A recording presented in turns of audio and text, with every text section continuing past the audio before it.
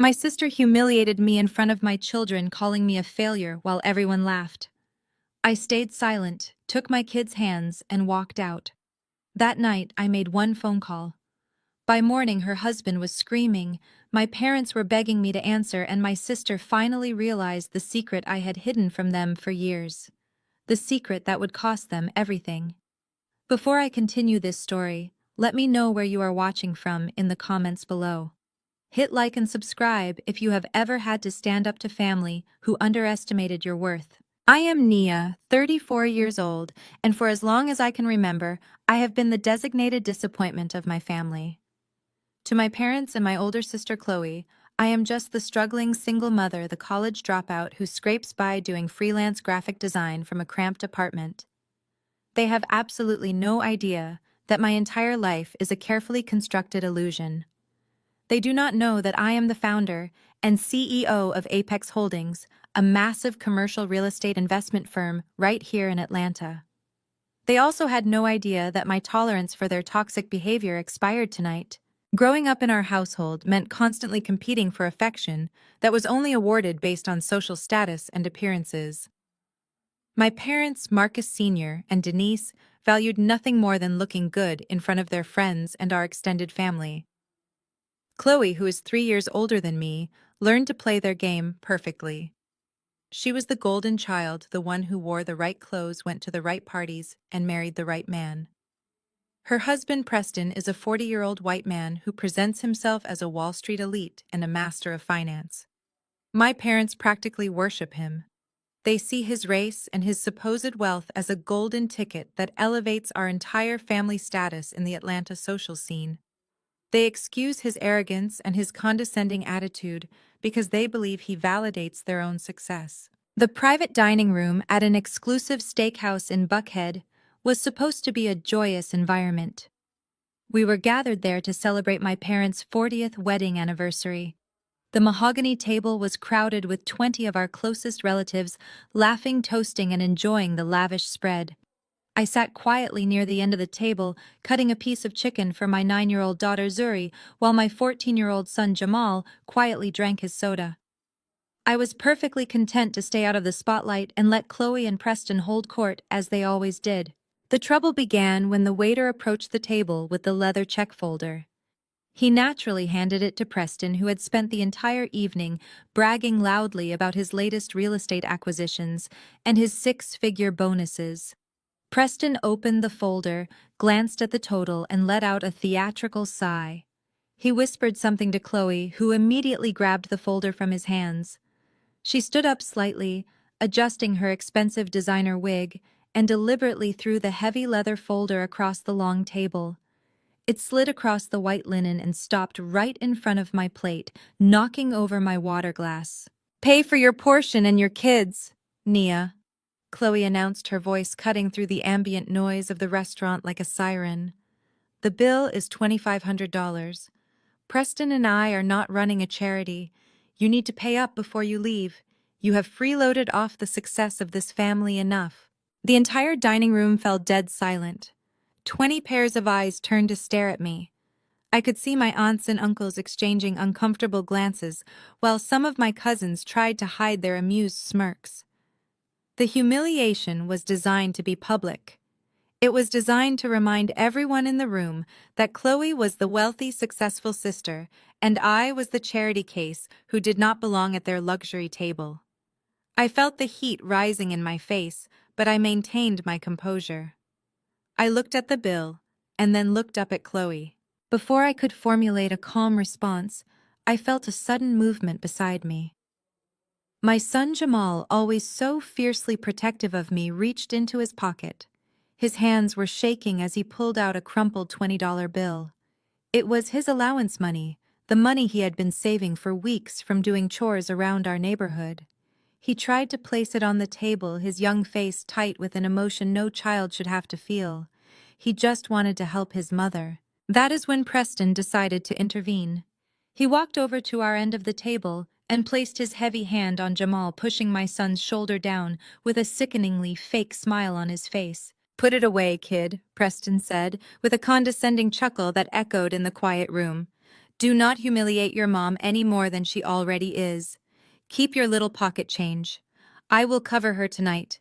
Consider it a charitable donation to the less fortunate. After all, she has been a massive burden on this family ever since she dropped out of college pregnant with you." The words hung in the air, dripping with venom and classist superiority. I felt every muscle in my body go completely rigid. The mention of my past, the direct insult to my son, and the physical way Preston touched my child crossed a boundary that could never be uncrossed. When I became pregnant with Jamal at 20 years old, I had to leave university to care for him. My parents had immediately drained my college savings account and used the money to pay off a massive debt Chloe had accumulated from a failed business venture. They claimed I did not need the money anymore since my life was ruined anyway.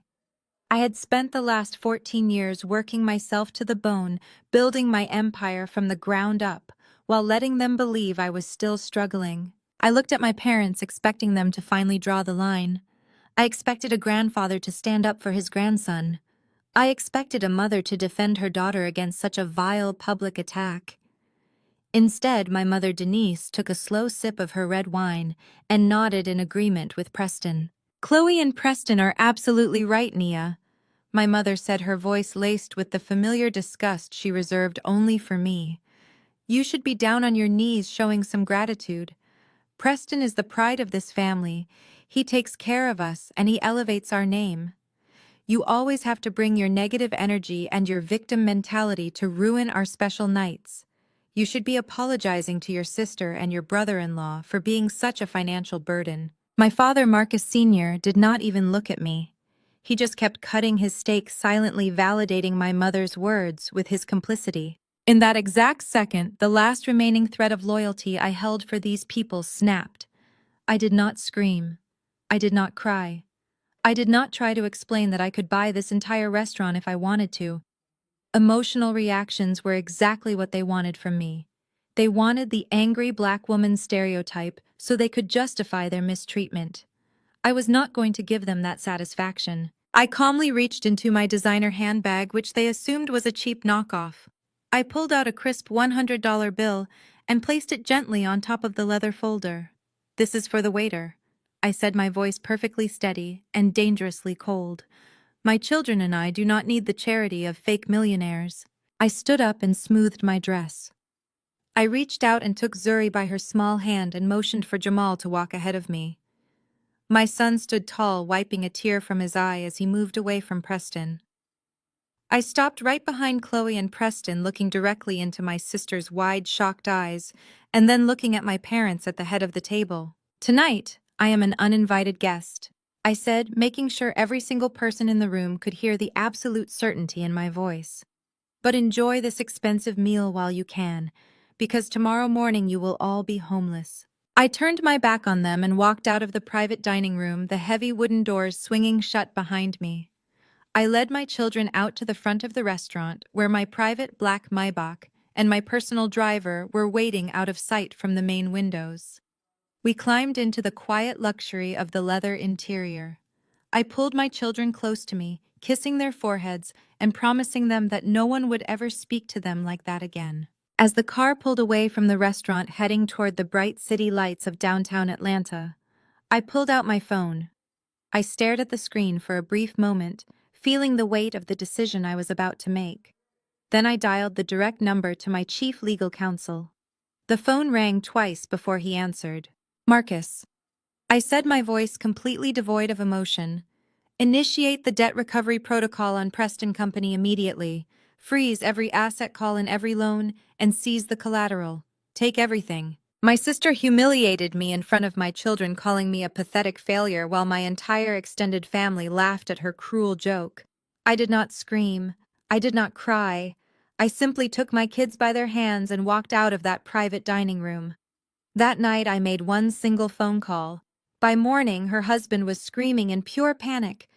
My parents were begging me to answer the phone, and my sister finally realized the massive secret I had hidden from them for 7 years. The secret that would legally cost them everything they owned. Before I share exactly how I took back my power, let me know where you are watching from in the comments. Hit the like button and subscribe if you have ever had to stand up to a toxic family that underestimated your worth. I am Nia, 32 years old, and for over a decade I have been the designated disappointment of my family. My parents Vernon and Brenda valued nothing more than social status and the illusion of wealth. Growing up in our household meant constantly competing for affection that was only awarded based on appearances. My older sister Chloe learned to play their game perfectly. She was the golden child, the one who wore the right designer labels, went to the right parties, and eventually married the right man. Her husband Preston is a 40-year-old white man who presents himself as a Wall Street elite and a master of finance. My parents practically worship him. They see his race and his supposed wealth as a golden ticket that elevates our entire family status in the affluent circles of Atlanta. They excuse his arrogance and his condescending attitude because they believe he validates their own success. To them, I am just the struggling single mother, the college dropout who scrapes by doing freelance graphic design from a cramped rental house in the West End. They have absolutely no idea that my entire life is a carefully constructed illusion. They do not know that I am the founder and CEO of Apex Holdings, a massive commercial real estate investment firm right here in Georgia. They also had no idea that my tolerance for their toxic behavior expired tonight. The private dining room at an exclusive steakhouse in Buckhead was supposed to be a joyous environment. We were gathered there to celebrate my parents' 40th wedding anniversary. The heavy mahogany table was crowded with 20 of our closest relatives, laughing, toasting, and enjoying the lavish spread. I sat quietly near the end of the table, cutting a piece of chicken for my 9-year-old daughter Maya, while my 14-year-old son Jamal quietly drank his soda. I was perfectly content to stay out of the spotlight and let Chloe and Preston hold court as they always did. Preston spent the entire evening bragging loudly about his latest real estate acquisitions and his massive quarterly bonuses. He swirled his expensive red wine and talked about a $2 million mansion he and Chloe were supposedly closing on the very next day. My parents hung onto his every word, beaming with pride. They completely ignored the fact that my children and I were sitting right there eating a modest chicken dish while the rest of the table gorged on tomahawk steaks and imported lobster tails. Their blatant disrespect was nothing new. When I became pregnant with Jamal at 18 years old, I had to leave university. My parents were furious about the social embarrassment.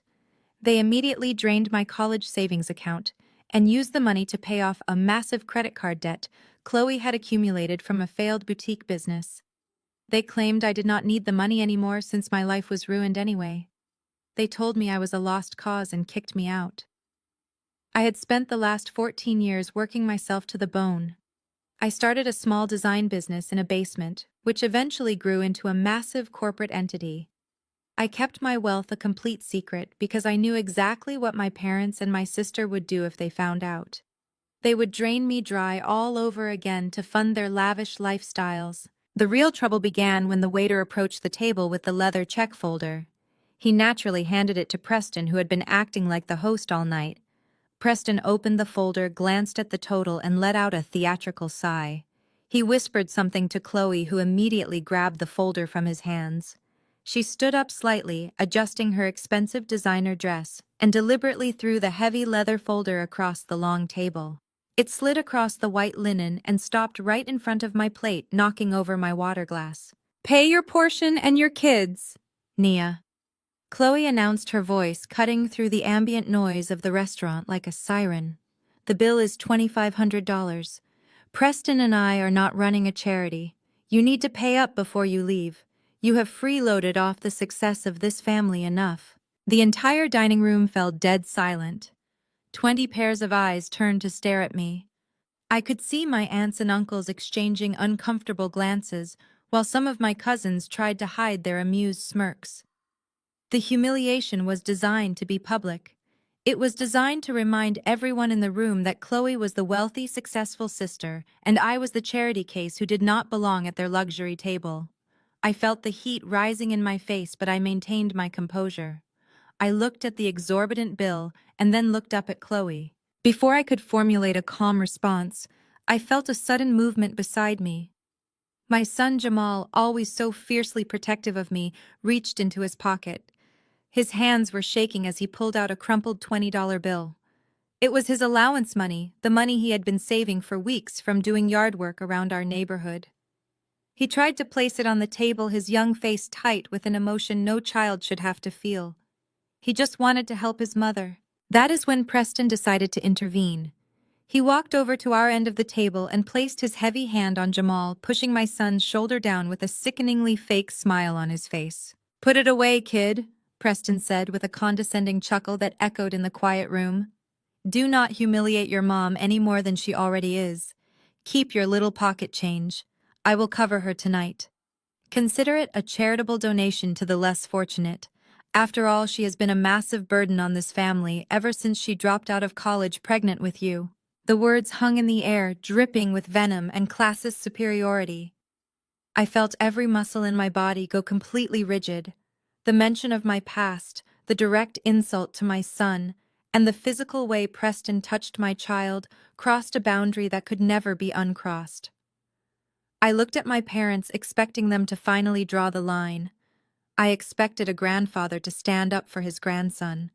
I expected a mother to defend her daughter against such a vile public attack. Instead, my mother Brenda took a slow sip of her wine and nodded in agreement with Preston. "Chloe and Preston are absolutely right, Nia," my mother said, her voice laced with the familiar disgust she reserved only for me. "You should be down on your knees showing some gratitude. Preston is the pride of this family. He takes care of us and he elevates our name. You always have to bring your negative energy and your victim mentality to ruin our special nights. You should be apologizing to your sister and your brother-in-law for being such a financial burden." My father Vernon did not even look at me. He just kept cutting his steak, silently validating my mother's words with his complicity. In that exact second, the last remaining thread of loyalty I held for these people snapped. I did not scream. I did not cry. I did not try to explain that my watch alone cost more than their entire meal. Emotional reactions were exactly what they wanted from me. They wanted the angry stereotype so they could justify their mistreatment and call me crazy. I was not going to give them that satisfaction. I calmly reached out and took the $20 bill from the table, handing it back to Jamal. Then I opened my handbag, which they assumed was a cheap fake, but was actually a custom piece. I pulled out a crisp $100 bill and placed it gently on top of the leather folder. "This is for the waiter," I said, my voice perfectly steady and dangerously cold. "My children and I do not need the charity of fake millionaires." I stood up and smoothed my dress. I reached out and took Maya by her small hand and motioned for Jamal to walk ahead of me. My son stood tall, wiping a tear from his eye as he moved away from Preston. I stopped right behind Chloe and Preston, looking directly into my sister's wide, shocked eyes, and then looking at my parents at the head of the table. "Tonight, I am an uninvited guest," I said, making sure every single person in the room could hear the absolute certainty in my voice. "But enjoy this expensive meal while you can, because tomorrow morning, you will all be homeless." I turned my back on them and walked out of the private dining room, the heavy wooden doors swinging shut behind me. I led my children out to the front of the restaurant where my private black Maybach and my personal driver were waiting out of sight from the main windows. We climbed into the quiet luxury of the leather interior. I pulled my children close to me, kissing their foreheads and promising them that no one would ever speak to them like that again. As the car pulled away from the restaurant, heading toward the bright city lights of downtown Atlanta, I pulled out my phone. I stared at the screen for a brief moment, feeling the weight of the decision I was about to make. Then I dialed the direct number to my chief legal counsel. The phone rang twice before he answered. "Marcus," I said, my voice completely devoid of emotion. "Initiate the debt recovery protocol on Preston Company immediately. Freeze every asset call in every loan and seize the collateral. Take everything." The sun barely cleared the Atlanta skyline before the consequences of that single command shattered my family's fabricated reality. I stood by the floor-to-ceiling windows of my penthouse, watching the morning traffic crawl along Peachtree Street. A mug of black coffee warmed my hands. My children were still sound asleep in their rooms, safe and blissfully unaware of the financial earthquake I had just triggered. At exactly 7 o'clock, my phone vibrated against the marble kitchen counter. The caller ID flashed my sister's name. I let it ring 3 times before sliding the screen to accept the call. I did not even have a chance to say hello before Chloe's hysterical voice pierced through the speaker. "Nia, you have to wire me $5,000 right now." There was no greeting. There was no apology for the humiliation she had orchestrated less than 12 hours ago. There was only raw, frantic entitlement. I took a slow sip of my coffee, letting her panic hang in the air. "Good morning to you too, Chloe," I said, keeping my voice perfectly flat. "Do not play games with me, Nia," she shrieked. "I am at the boutique in Phipps Plaza." They opened early for a private viewing, and my personal shopper is standing right in front of me, holding the exact Birkin bag I reserved months ago. I handed them Preston's black card, and it declined. "Do you hear me?" It declined. I smiled into my coffee mug. The speed of Apex Holdings' legal team never ceased to amaze me. "That sounds like a personal financial issue," I replied. "Why are you calling me? You made it very clear last night that I am just a charity case. Surely you do not need a handout from a struggling single mother." "It is a system error!" Chloe screamed, her voice cracking with a mixture of rage and sheer humiliation. "Preston is on the other line screaming at the bank executives.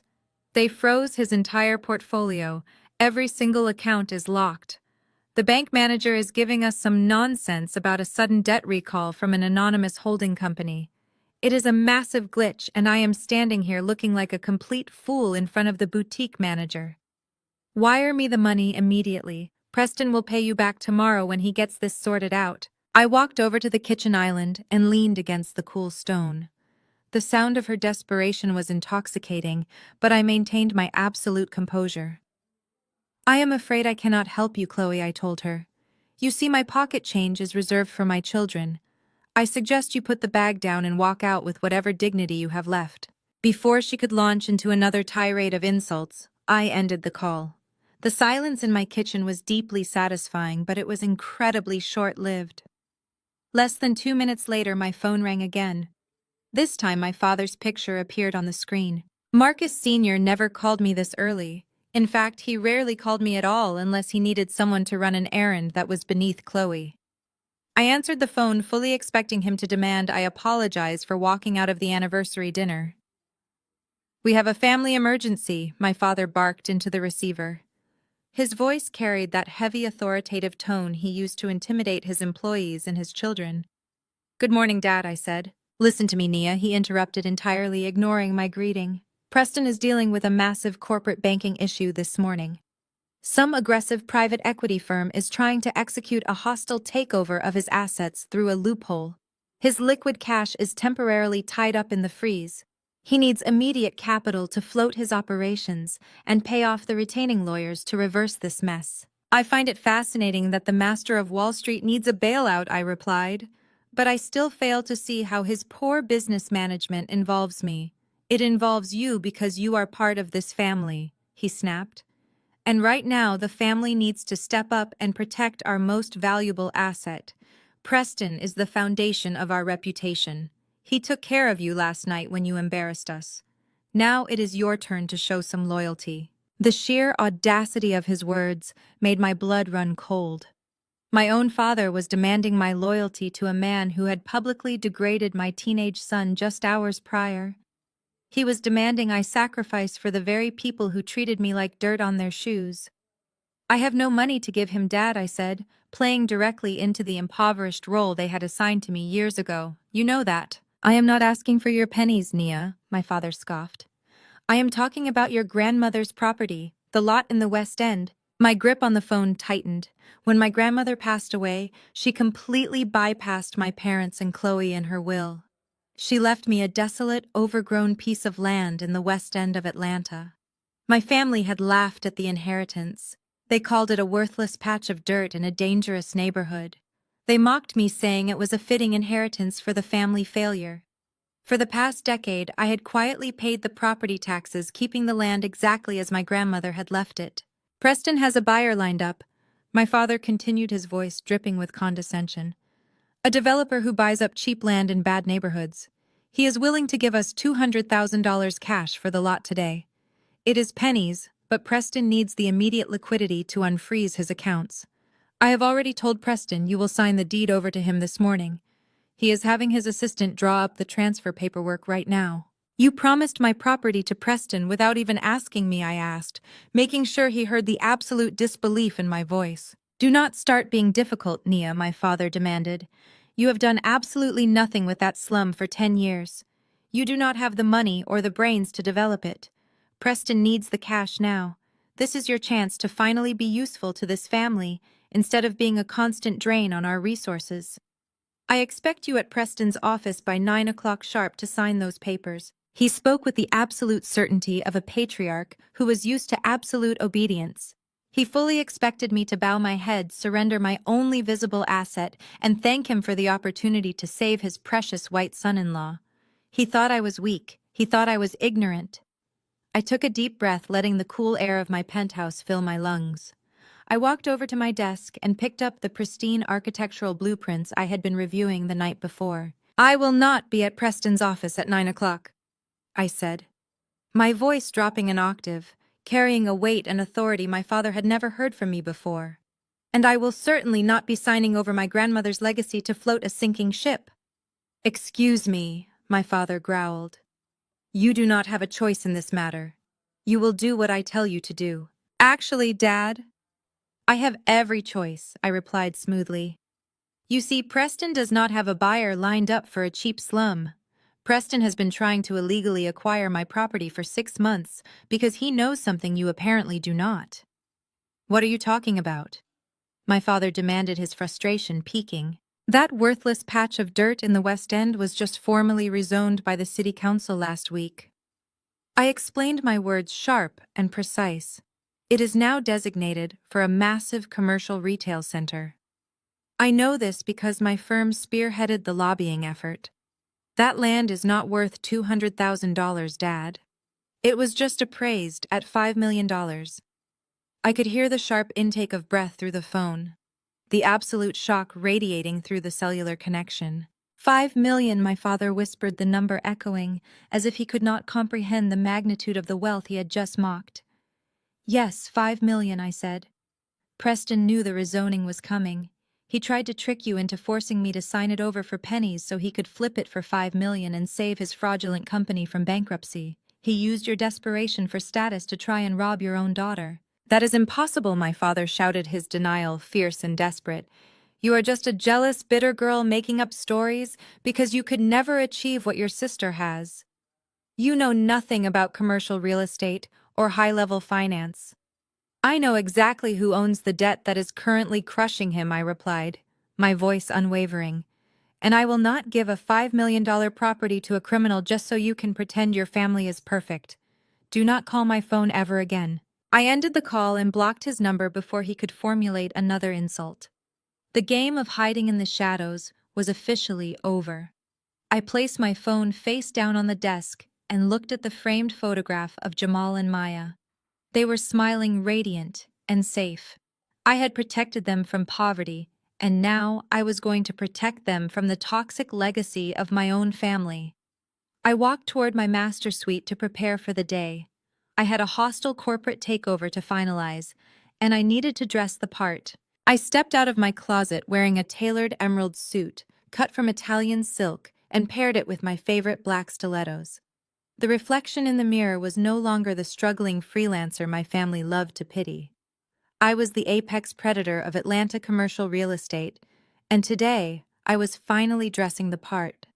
My driver Marcus was waiting downstairs to take us to St. Jude Preparatory Academy. It is the most exclusive private school in the state, a fortress of brick and ivy, where the city elites send their children. My parents and Chloe always assumed Jamal and Zuri attended the underfunded public school near my old apartment.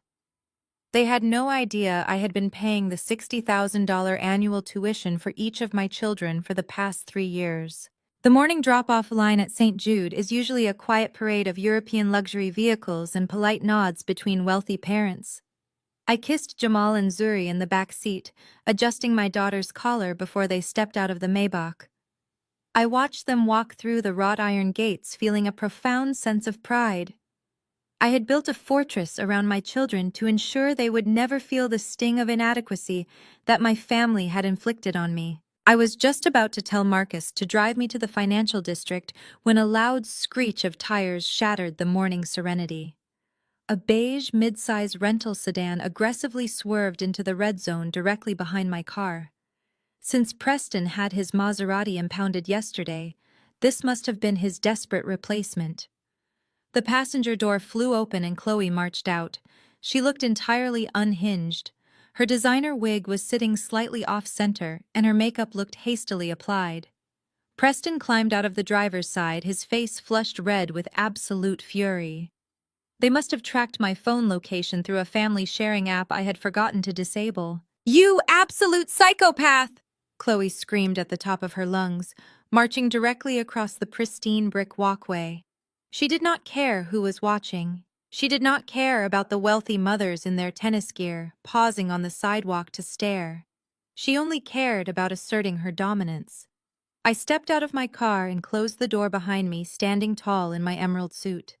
I crossed my arms and watched my sister approach like a raging storm. "What kind of sick game are you playing?" "Nia," Chloe shouted, stopping just 3 feet away from me. "You think you can hack into Preston corporate accounts and freeze our money? You think you can call the bank and pretend to be some debt collector to lock up his portfolio? Do you have any idea how much trouble you are in?" I was humiliated at the boutique this morning. Humiliated. "You are going to fix this right now, or I am calling the police and telling them you are committing wire fraud." Preston stepped up right beside her, aggressively pointing a finger at my face. "You have gone too far this time, you crazy witch." He spat, his voice trembling with unchecked rage. "I do not know what kind of cheap scam you are pulling, but you messed with the wrong man. I know the district attorney personally. I will have you thrown in a federal prison by noon. And how exactly are you affording to drop your kids off at a place like this? Are you stealing money from my accounts to pay for this elite school? I will call Child Protective Services right now and tell them you are an unfit mother involved in organized crime." The other parents in the courtyard began to whisper. A few of the mothers I knew from the Parent-Teacher Association looked at me with deep concern. Chloe saw the audience gathering and her chest puffed out with twisted pride. She lived for an audience and she was determined to use this crowd to tear me down. "Look at her," Chloe announced loudly, gesturing to my outfit with a look of pure disgust. "Look at the welfare queen playing dress-up. You think putting on a nice suit makes you one of these people? You are nothing, Nia. You have always been nothing. You are a college dropout who leeches off our parents.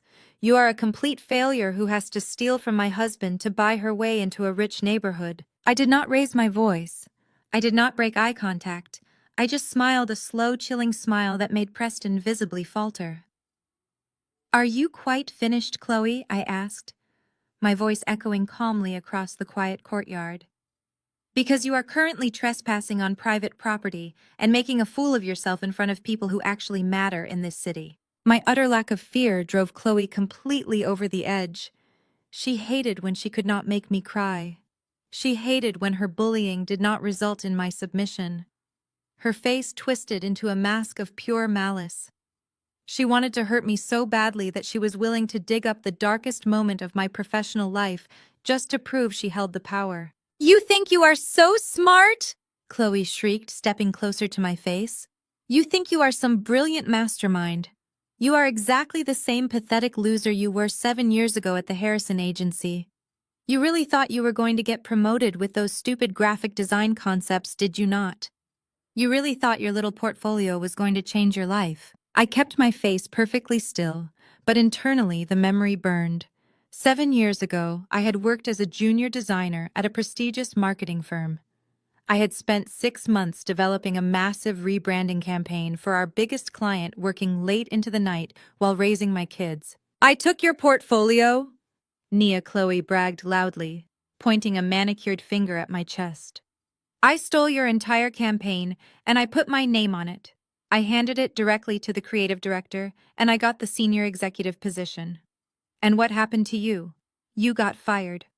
I watched security walk you out of the building carrying a cardboard box.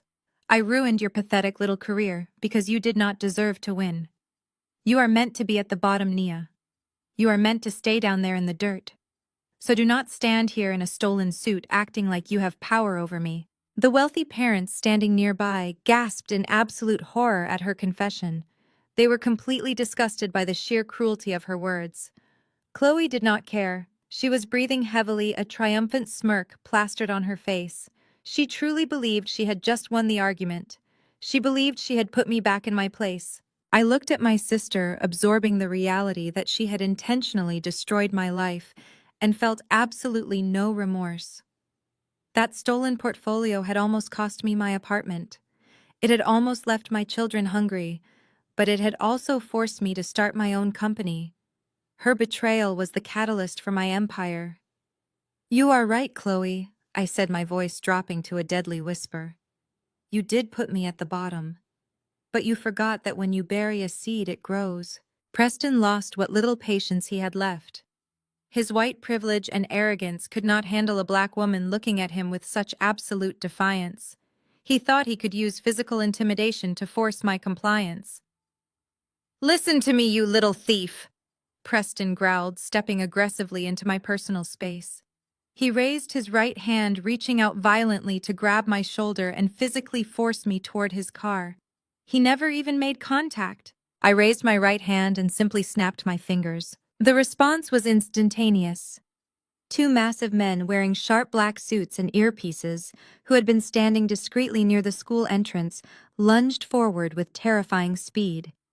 Before Preston could even process what was happening, the first guard grabbed his extended wrist, twisted it sharply behind his back, and slammed him face first onto the hood of his rented sedan.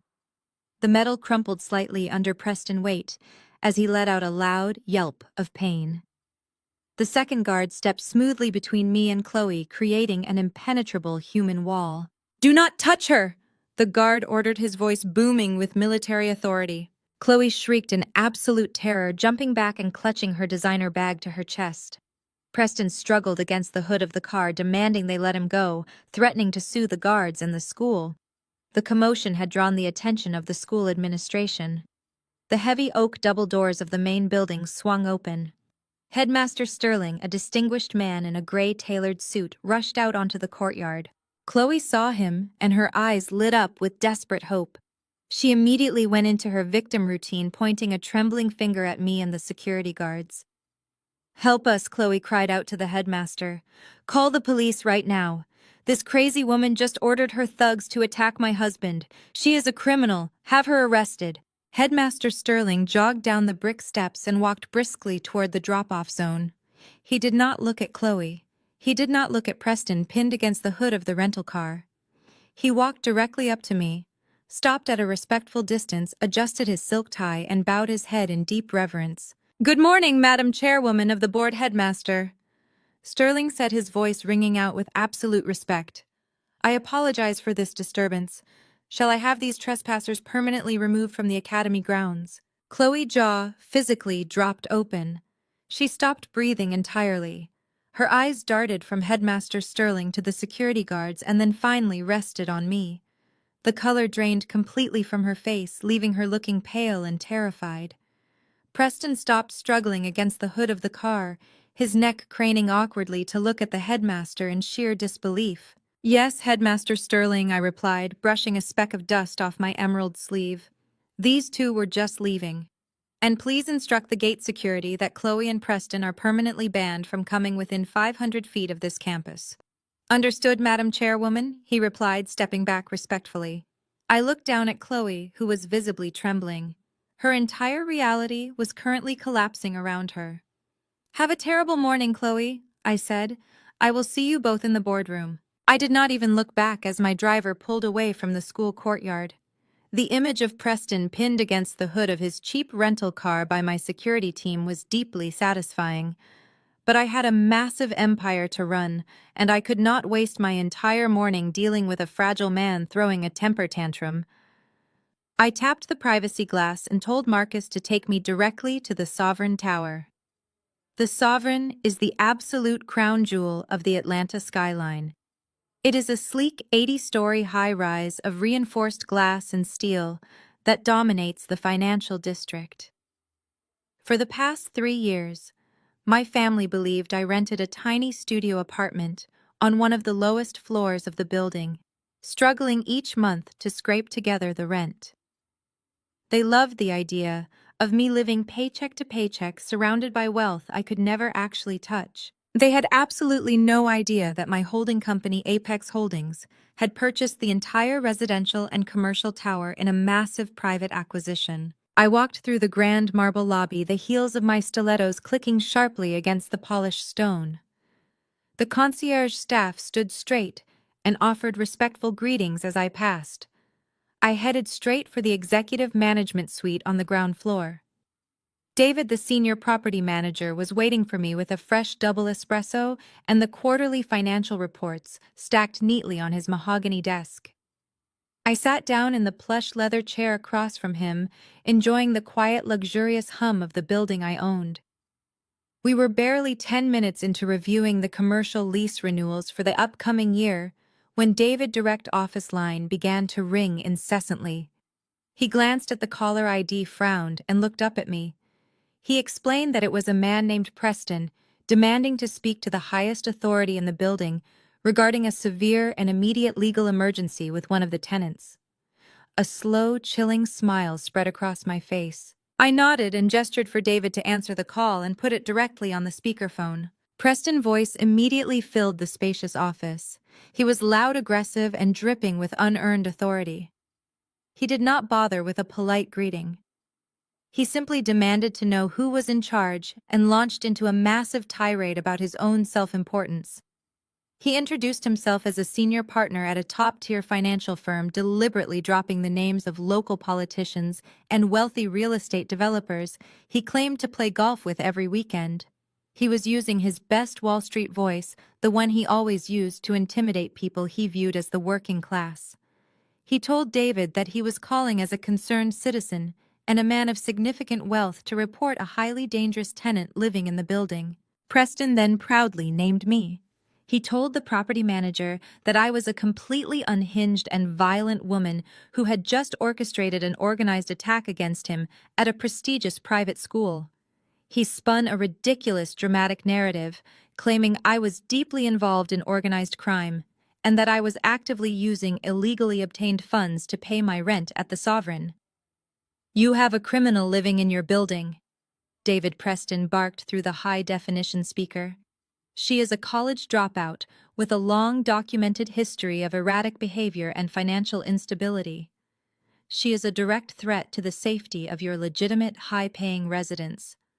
I know the kind of elite clientele you cater to in that tower, and people like Nia bring down the property value of the entire block. You need to terminate her lease and physically remove her and her children from the premises by the end of the business day." Preston did not stop there. He leaned heavily into his fabricated white savior complex, painting himself as the long-suffering victim of my supposed incompetence. He told David that he had personally subsidized my pathetic life for years. He boasted about how he had paid my utility bills when I lived in a terrible neighborhood just to keep my kids from freezing to death in the winter. Hearing him say that out loud made my blood boil, but I kept my face perfectly still and took a calm sip of my espresso. The absolute truth was that years ago, my grandmother had mailed me a check to help with my heating bill during a particularly harsh winter. Preston had intercepted the mail at my parents' house, cashed the check himself, and then paid my bill from his own account just so he could hold it over my head. He had played the generous hero in front of my father while literally stealing from an elderly woman to buy my parents' admiration. David looked across the desk at me, his eyes wide with absolute shock at the sheer audacity and blatant racism of the man on the phone. I just gave David a slight wave of my hand, signaling him to let Preston keep talking. Preston, sensing silence on the other end of the line, assumed his intimidation tactics were working perfectly. He decided to use what he thought was his ultimate weapon: his money. "Look," David Preston said, his tone shifting from angry to conspiratorial. I am a man of action, and I want this problem solved today. I do not want her allowed back up to her cheap little apartment. I know exactly how these corporate leases work. There is always a buyout clause or a penalty fee for immediate eviction. I'm going to give you my corporate black card number right now. I want you to charge whatever penalty fee is required to break her lease immediately. I will personally pay out of my own pocket to have her thrown out on the street. Consider it a generous favor from me to your management company. Preston arrogantly read off a string of 16 digits followed by the expiration date and the security code. He was so incredibly confident in his privilege, so certain that his deep voice and his corporate buzzwords could erase my existence with a single phone call. He genuinely believed that his fake wealth gave him the power to render a black woman homeless just because she had bruised his fragile ego earlier that morning. I gave David a firm nod. David turned to his computer and typed the numbers into his billing terminal. We waited in total silence for a few seconds. The screen flashed bright red with a bold error message. David cleared his throat, his professional tone completely masking the intense satisfaction hanging heavy in the room. He leaned closer to the speakerphone. Mr. Preston, David said smoothly, I have processed the card number you provided. Unfortunately, it has been declined due to a severe freeze on all your associated corporate and personal accounts. Preston let out a loud, confused noise on the other end of the line. That is impossible, he stammered, his confident facade instantly cracking. Try it again. The system must be down. I have millions in that account. Just bypass the block and run it again manually. I am afraid I cannot do that, Sir David replied, remaining perfectly calm. And furthermore, I must inform you that I cannot process any eviction or lease termination against Ms. Nia. In fact, nobody in this city can evict her from this property. What are you talking about? Preston yelled, his voice pitching upward in sheer panic. You are just a property manager. I will call the building owner directly. I will have you fired for incompetence before lunch. Give me the owner's name right now. David looked at me and I set my espresso cup down on the glass table. I leaned forward toward the speakerphone so Preston could hear every single syllable with crystal clarity. You do not need to call the owner, Preston, I said, my voice echoing cleanly in the quiet office. You are already speaking to her. Dead silence filled the phone line. I could practically hear Preston's brain short-circuiting as he tried to process the sound of my voice coming from the management office of the most expensive building in Atlanta. Nia, he choked out, sounding like the air had been violently punched out of his lungs. Sorry, Mr. Preston. David interjected, delivering the final blow with absolute precision. We cannot evict Miss Nia, because her holding company, Apex Holdings, is the sole owner of this entire tower. Also, your credit card was just declined. Have a wonderful day. David reached over and pressed the disconnect button. The call ended abruptly, cutting off Preston's panicked gasp. I leaned back in my leather chair, crossing my legs, as a genuine smile finally broke across my face. The satisfaction of that phone call lingered in my office long after the line went dead. David stared at me with newfound reverence, but I simply instructed him to proceed with the next phase of our acquisitions.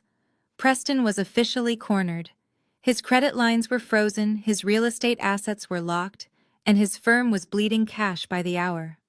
But men like Preston and women like my sister Chloe do not retreat when they are exposed. They double down on the illusion. They construct a smokescreen. Less than 48 hours later, the elegant gold-embossed invitations began circulating among Atlanta elite. It was an emergency save-face operation disguised as philanthropy. The Blackwood Foundation annual charity gala to be held at the Grand Ballroom of the Four Seasons Hotel. It was a desperate theatrical play. Preston was throwing a lavish party. He could not afford to project an image of absolute solvency, hoping to court private investors who might blindly bail him out of the massive financial hole he had dug. He was hunting for a silent partner, and he had set his sights on the mysterious holding company that was rapidly dominating the city commercial sector. He had no idea that Apex Holdings was actively hunting him. My mother called me the morning of the gala. She did not call to see how Jamal and Maya were doing. She did not call to apologize for the scene at the restaurant or the school. She called to issue a mandate. "Nia, I am calling to make something abundantly clear," my mother said, her voice tight with anxiety and classist superiority. "Preston and Chloe are hosting a very important charity event tonight at the Four Seasons. The mayor will be there. Several bank presidents will be there. I know you sometimes take your kids walking around downtown on the weekends, but I need you to stay away from the hotel district tonight." I sat at my kitchen island reviewing a digital contract on my tablet. "Is that so?" I asked, keeping my tone mild. "Yes, it is," she snapped. "Tickets are $1,000 a plate. It is an exclusive, highly curated environment. Frankly, Nia, you are socially unfit for a room like that. Your entire presence is a liability. Preston is under an immense amount of pressure, closing a massive corporate partnership tonight, and the last thing he needs is you showing up in your cheap clothes looking for a handout and polluting the atmosphere. We need this night to be visually and socially flawless. Do you understand me?" "I understand you perfectly, Mom," I replied, my voice devoid of any emotion. "I promise you, I will not be buying $1,000 ticket." "Good," she sighed, sounding immensely relieved. "Stay in the West End where you belong." I disconnected the call and immediately dialed my chief financial officer. The instructions I gave were precise and absolute. I authorized a $50,000 wire transfer directly to the Blackwood Foundation. I instructed him to purchase the Diamond Sponsor VIP table under the name Apex Holdings and to ensure the transaction remained strictly anonymous until the exact moment the Master of Ceremonies read the donor list. That evening, I did not dress like a struggling graphic designer. I dressed like the predator my family had forced me to become. I wore a custom-tailored midnight blue evening gown that swept the floor with a dangerous elegance. The fabric was pure silk, contouring perfectly to my frame. I paired it with a single diamond necklace that cost more than my parents' suburban home. My makeup was flawless, my hair was pulled back into a severe, sleek bun, and my demeanor was absolute ice. Marcus drove the Maybach smoothly up to the valet stand at the Four Seasons. I bypassed the crowded general admission line, where local socialites were eagerly posing for photographs. The event manager, recognizing my name immediately from the top of the VIP manifest, personally escorted me through the private side entrance. The grand ballroom was a spectacle of desperate extravagance. Crystal chandeliers bathed the room in golden light, while waiters circulated with silver trays of imported champagne. I was led directly to the very front of the room. The diamond sponsor table was roped off with velvet cords situated right beside the main stage. It was the best seat in the house, offering a perfect vantage point of the entire charade. I sat down alone, sipping sparkling water, and watched my family perform. Chloe was working this room in a sequined gown she had undoubtedly purchased on a high-interest credit card. She was laughing too loudly, tossing her hair and clinging to the arms of wealthy wives who secretly despised her.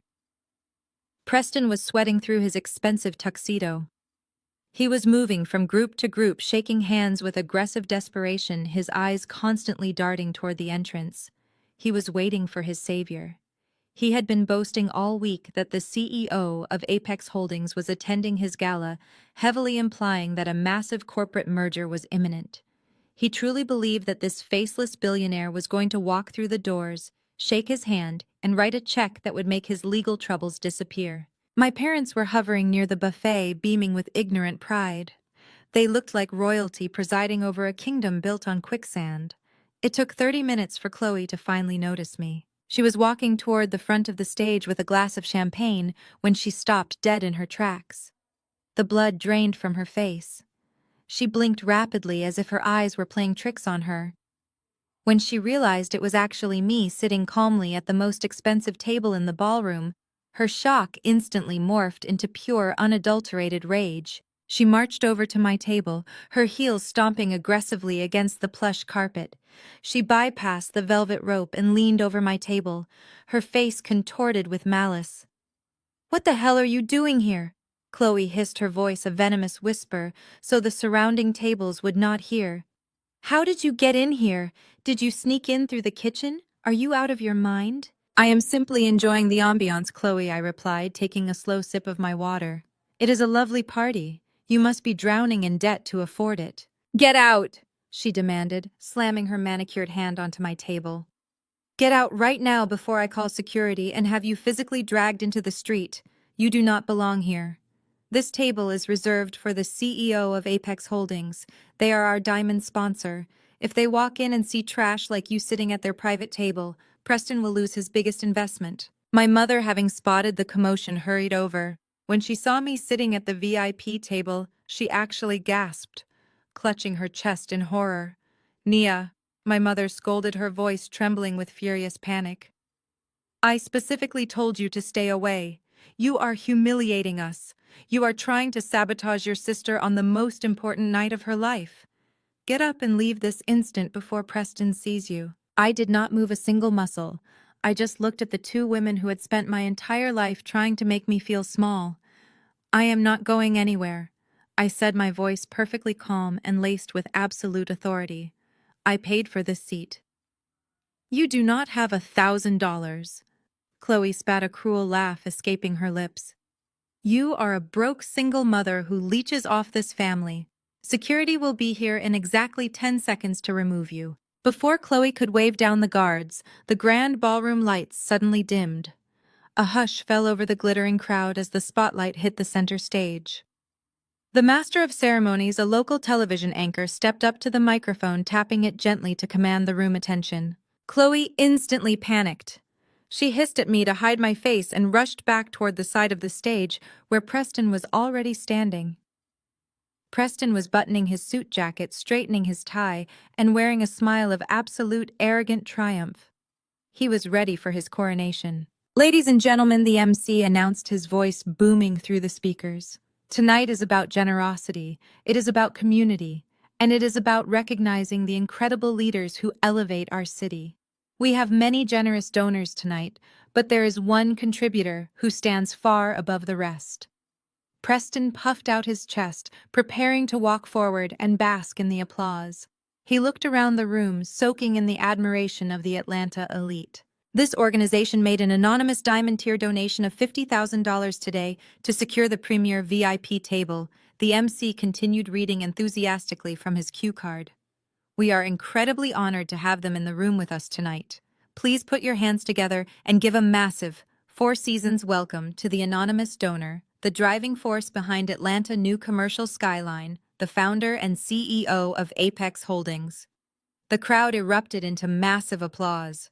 Preston stepped forward, clapping his hands, his eyes scanning the back of the room, waiting for an older, wealthy white man to walk down the center aisle and save his fraudulent company. He was ready to extend his hand. He was ready to seal the deal.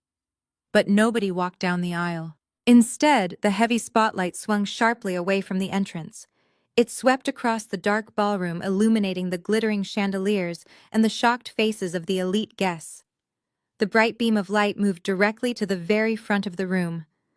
It stopped dead on the roped-off VIP table. It stopped dead on me. I stood up slowly, bathed in the blinding white light of the spotlight. The custom midnight blue silk of my gown shimmered as I stepped out from behind the table. I did not look at the crowd. I looked directly at the side of the stage. Preston's smile vanished instantly. His arms dropped heavily to his sides. His jaw went completely slack as his eyes locked onto mine. The absolute horror, the sheer devastating realization washing over his face was a masterpiece. He looked from me to the MC and back to me, his brain violently rejecting the reality standing right in front of him. Chloe let out a loud, audible gasp that echoed through the front row. She stumbled backward, grabbing Preston's arm to steady herself, her eyes wide with a terror I had never seen before. My mother stood frozen near the buffet table, looking as if she had just seen a ghost. I stood in the spotlight, looking at the man who had publicly degraded my son, looking at the sister who had stolen my work, looking at the family who had called me a failure. I raised my glass of sparkling water toward the stage, looking directly into Preston's terrified eyes. The silence in my office was absolute perfection.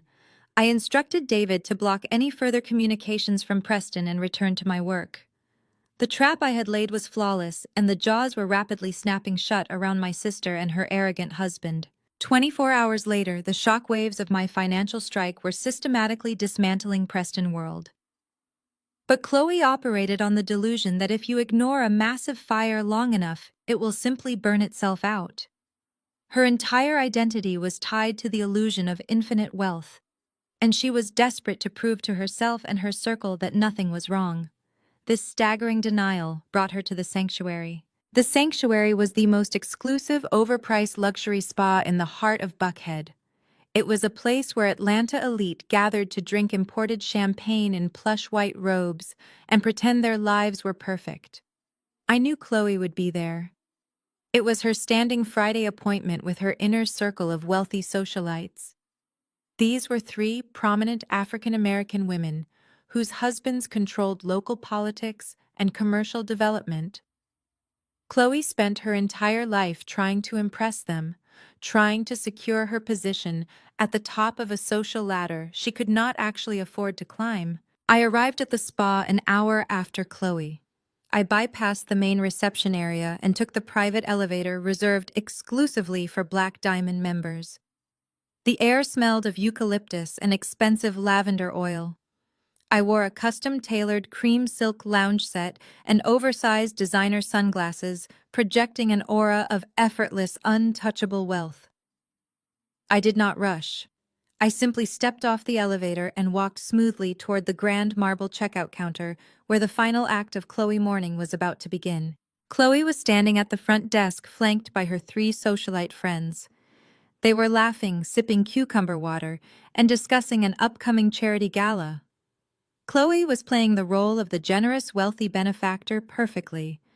She waved her hand dismissively at her friends and insisted on covering the entire bill for their morning of massages and facial treatments.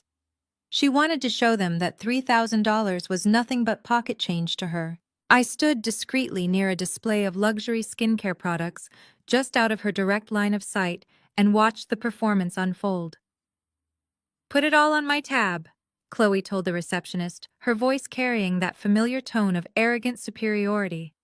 "And add a 20% gratuity for the massage therapists. They did an adequate job today." The receptionist, a young woman with a tight professional smile, took the sleek metal credit card from Chloe's hand. She swiped it through the terminal. The machine let out a sharp, aggressive beep. The screen flashed bright red. "I am sorry, Mrs. Blackwood," the receptionist said, keeping her voice low. "This card has been declined." Chloe let out a dramatic scoff, rolling her eyes for the benefit of her friends. "It is probably a fraud alert," she lied smoothly. "Preston makes so many massive international transactions that the bank freezes the accounts out of an abundance of caution. It is honestly exhausting dealing with this level of wealth. Here, try my platinum card." She dug into her designer handbag and produced a second card. The receptionist swiped it. Beep. Declined. The easy smiles on the faces of Chloe's friends began to slip. The air around the marble counter grew incredibly tense. "That is impossible!" Chloe snapped, her voice pitching upward in panic. "Run it again. You are clearly doing something wrong with the machine." "I assure you, ma'am, the machine is working perfectly," the receptionist replied, her polite tone wavering slightly. "Do you have another form of payment?" Chloe's hands started to shake. She frantically pulled out a third card. It was a joint account card she rarely used. Declined. She pulled out a fourth card, an emergency line of credit. Declined. She pulled out a fifth card, a store-specific credit card that could not even be used at a spa. She was completely unraveling. "The total is $3,200, Mrs. Blackwood," the receptionist said, staring directly at the pile of useless plastic on the counter. "We need to settle this balance immediately." Chloe's friends exchanged a very long, very uncomfortable look. The illusion of the wealthy, successful sister was shattering right in front of the very people she worshipped. One of the women stepped back slightly, physically distancing herself from the profound embarrassment radiating from the front desk. Chloe's face was turning a deep shade of crimson. She was hyperventilating, digging through her bag looking for cash she did not have. I decided she had suffered just enough in private. It was time to make it public. I walked smoothly across the polished marble floor. The spa manager, seeing me approach, immediately rushed out from the back office, completely ignoring the chaotic scene at the main register. "Good morning, Miss Nia," the manager said, bowing her head respectfully.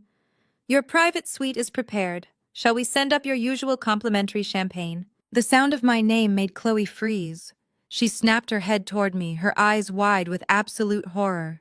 Her three friends stared at me in total confusion. They recognized me from the miserable stories Chloe had spun over the years. They knew me as the struggling single mother, the family disappointment, the college dropout who lived in poverty. Seeing me standing there dripping in wealth and being treated like absolute royalty by the spa manager broke their brains. "Good morning, Sandra," I replied, smiling warmly at the manager. "I will take the champagne in a moment. First, I need to settle a minor issue here." I stepped directly up to the counter, standing shoulder to shoulder with my trembling sister. I looked down at the pathetic pile of declined credit cards and then looked up into Chloe's panicked eyes. I did not raise my voice. I spoke with a gentle, chilling sweetness that echoed beautifully in the quiet lobby. "If things are that tight right now, Chloe, you really should have just asked me for help," I said, ensuring her friends heard every single word. "There is no need to embarrass yourself in public like this. I can cover your little spa day. After all, you always did have a habit of taking my discarded leftovers, did you not?" The reference to the graphic design portfolio she stole from me 7 years ago hung heavily in the air. The words sliced right through her pride. Her friends gasped audibly, stepping even further away from her. The humiliation was absolute. It was suffocating. I reached into my bag, pulled out my solid black corporate card, and handed it to the receptionist. "Put Mrs. Blackwood's entire balance on my account," I instructed. "And please process my usual Black Diamond membership renewal while you are at it." The receptionist nodded eagerly, processing the payment in less than 3 seconds. The machine chimed a cheerful approval. Chloe could not speak. Her mouth opened and closed, but no sound came out. She was drowning in a sea of public shame.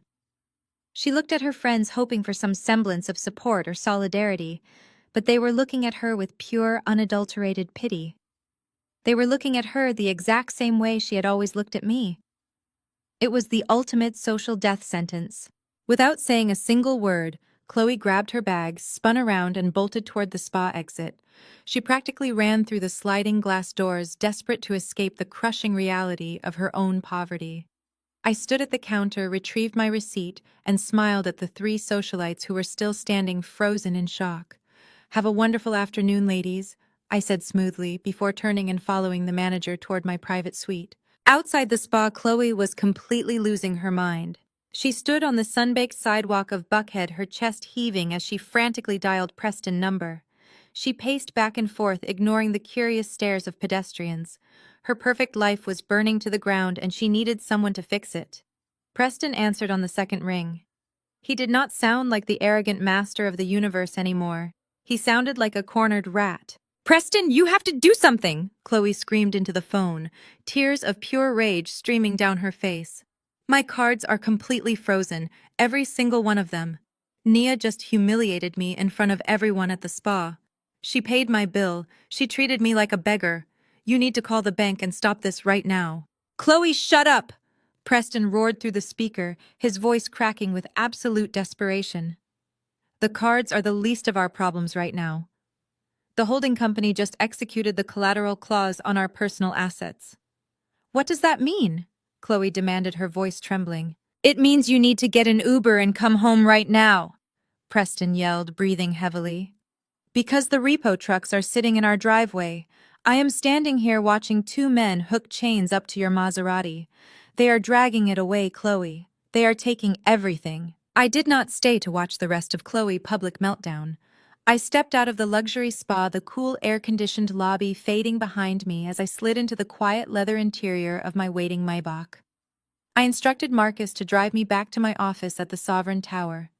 The serene quiet of the car was a stark contrast to the absolute chaos I had just unleashed on my sister. I knew the towing of her Maserati and the declining of her credit cards were only the first dominoes to fall in a very long line of financial ruin. Preston's entire house of cards was collapsing in real time, and it was only a matter of hours before the panic infected the rest of my family. I pulled out my tablet to review a commercial lease agreement, fully prepared to move on with my day. I barely had time to read the first paragraph when my phone screen illuminated with an incoming call from my father. I watched his name flash across the screen and let it ring until it went to voicemail. 30 seconds later, a text message appeared from my mother. It was written in frantic, aggressive all caps demanding I come to their house immediately. It was not a request. It was a royal summons. She claimed it was a life-or-death family emergency and that I was required to drop whatever meaningless tasks I was doing and report to them at once. I looked at the message and felt a familiar twist in my gut, but this time there was no anxiety. There was no fear of their judgment. There was only a profound sense of closure. The final act of this tragedy was calling, and I was ready to deliver the ending they had earned. I tapped the glass partition and told Marcus to turn the car around and head toward the affluent suburb where I had grown up. The drive took 40 minutes, winding through manicured tree-lined streets that reeked of old money and desperate social climbing. We pulled up to the large colonial-style house with its imposing white columns and perfectly landscaped lawn. This was the house where I had been conditioned to believe I was inferior. This was the house where every accomplishment of mine was minimized to make room for Chloe's ego. This was the house I had been thrown out of for getting pregnant with Jamal, labeled a permanent embarrassment to their pristine reputation. I stepped out of the car clutching a slim custom leather folder containing documents my legal team had meticulously compiled over the last month. The front door was slightly ajar, indicating the sheer panic occurring inside. I pushed it open and walked slowly into the grand marble foyer. The atmosphere inside the house was suffocatingly tense, thick with the scent of fear and desperation. My parents were pacing the living room like caged animals. Chloe was collapsed on the expensive white linen sofa, sobbing uncontrollably into her hands. Her designer wig was still askew. Her makeup was smeared down her cheeks, and she looked completely stripped of her usual arrogant armor. The woman who had tried to humiliate me at the spa just an hour ago was now a broken, weeping mess. Preston was pacing frantically near the stone fireplace, running his hands nervously through his thinning hair and aggressively chewing on his thumbnail. He looked like a man who knew the executioner was walking up the steps. When my father saw me enter, he immediately stopped pacing and pointed a trembling, demanding finger at me. "Get in here, Nia!" My father barked, his voice laced with pure, unfiltered panic. Preston is the victim of a massive banking error and a targeted corporate attack. The bank has temporarily frozen his assets pending a ridiculous federal investigation. They took Chloe's car right out of our driveway. They are trying to freeze all their accounts. We need liquidity immediately to hire the best defense attorneys in Atlanta and keep Preston business operations afloat until this massive misunderstanding is resolved. I stood in the doorway, calmly observing the pathetic scene unfolding in front of me. "And exactly how does this financial disaster concern me?" I asked, keeping my voice perfectly level. My mother marched forward, her face twisted with a mixture of desperation and furious entitlement. She pointed her manicured finger directly at my chest. "It concerns you, because you are going to help your family," she demanded, her voice shrill. "You are going to go to whatever loan sharks or shady payday lenders you use in that terrible neighborhood of yours, and you are going to take out a high-interest cash loan. We need $50,000 in cash by the end of the day. You will pawn whatever fake jewelry you have. You will sell your cheap car. Preston needs this bridge loan right now to save his reputation and protect our family name." I stared at her, letting the absolute absurdity of her demand wash over the room. "You want me to take out a predatory loan to fund Preston legal defense?" I asked, my voice dangerously calm and quiet. "You want me to go into crippling debt for a man who publicly degraded my son last night?" My mother completely lost what little composure she had left. "Yes," she screamed, her voice echoing violently off the high ceilings of the living room. "You owe this to us. Look at him, Nia. He is a white man. He is educated. He is a financial genius with a brilliant corporate mind. He will bounce back from this temporary setback because he has the pedigree to survive. He is the pride of this family. And what are you? You are just a useless black girl who dropped out of college and ruined her life. You have no future and no reputation to protect. If you ruin your credit, it does not matter because you are already a complete failure. Preston is our only hope for maintaining our status in this city. You will do this for him because you are meant to serve the success of this family. The sheer racist and classist venom in her words was breathtaking. For 32 years, I had allowed this woman to dictate my worth. I had allowed her to convince me that my skin color, my gender, and my circumstances made me inherently less valuable than a mediocre man with a polished resume and a fake smile. She truly believed that my entire existence was meant to be sacrificed on the altar of Preston privilege. I did not scream. I did not cry. I did not try to defend my humanity. Emotional reactions were exactly what she wanted to feed her sense of superiority. I simply walked over to the heavy mahogany coffee table and dropped the slim leather folder onto the glass surface.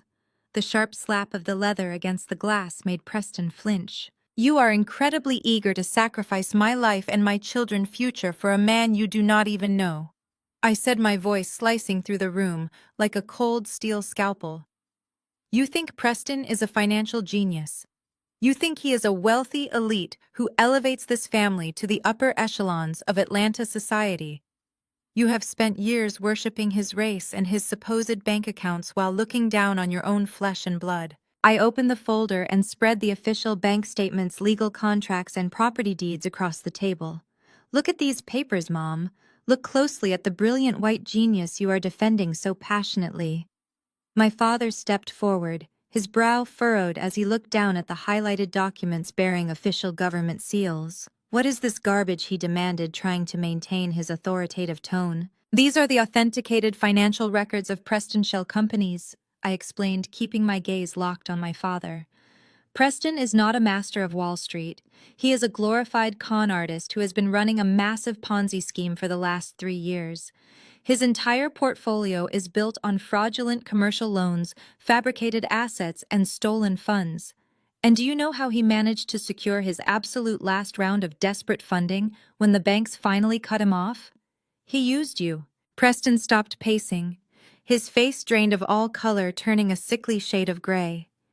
He took a step backward toward the hallway, looking like a trapped animal calculating his escape route.